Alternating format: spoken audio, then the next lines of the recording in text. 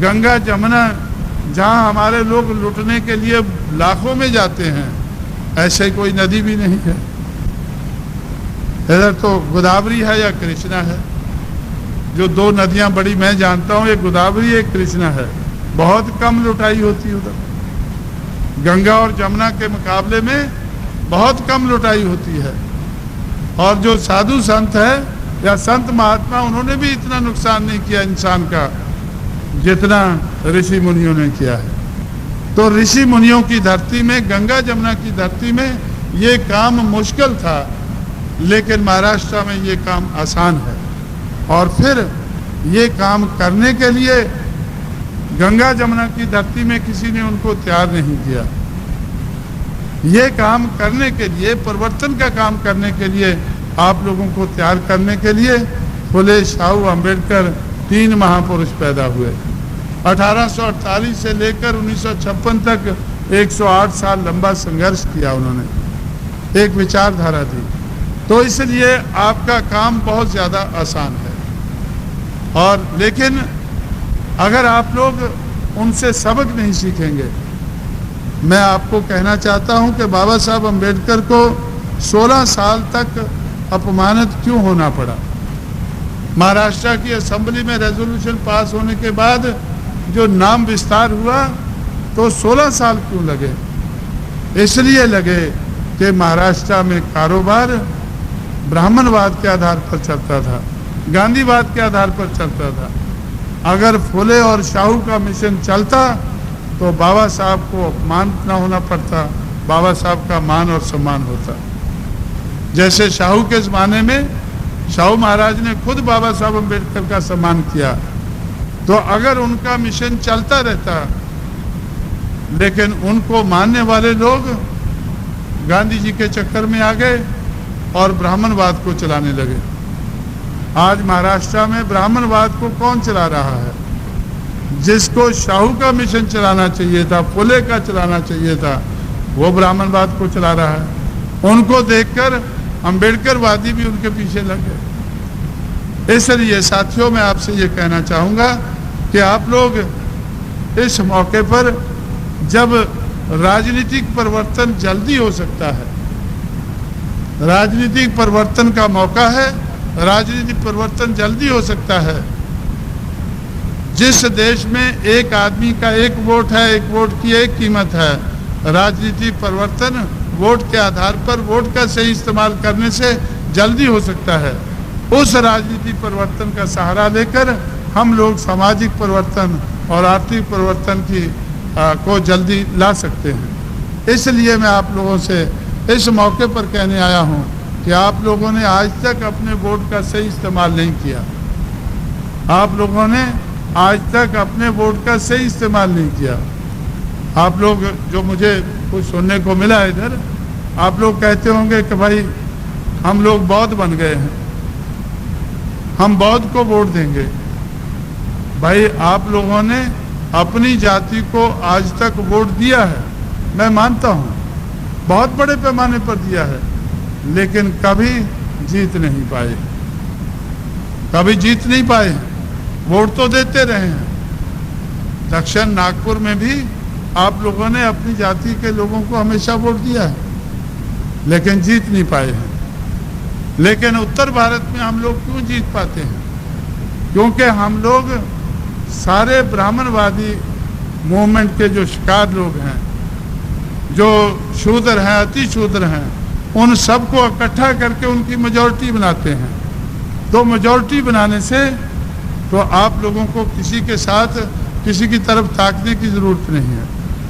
बहुजन समाज के लोग जब वो बहुजन समाज बना लेते हैं तो जीतने लग जाते हैं, एमएलए एमपी बनने लग जाते हैं, सरकारें बनाने लगते हैं। अभी तक हम लोग 15% से ज़्यादा बहुजन समाज नहीं बना पाए हैं। 85% लोगों को इकट्ठा नहीं कर पाए हैं।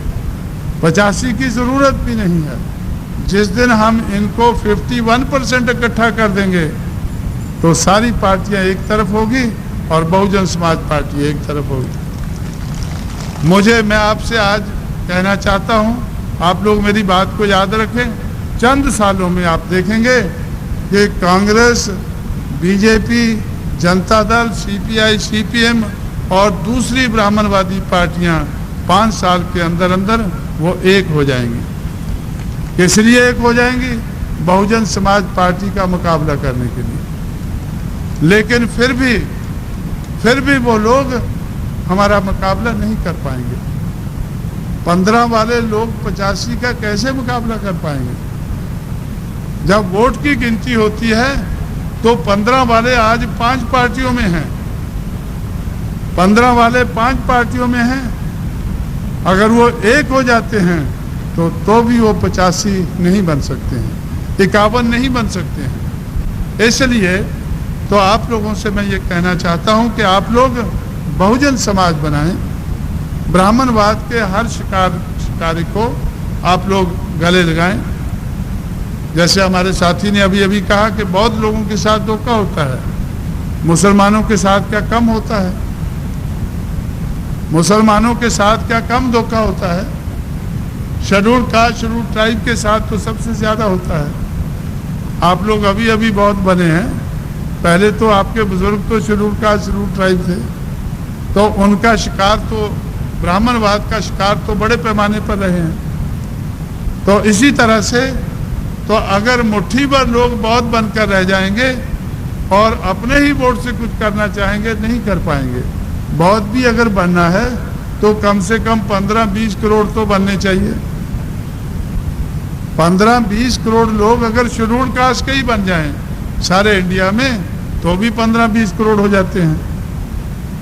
उसके लिए जिस नागपुर में बाबा साहब बौद्ध बने थे, उस नागपुर की बड़ी जिम्मेवारी होती है कि भाई जो मूवमेंट इधर से चली है, चलो उसको देश भर में फैलाएं।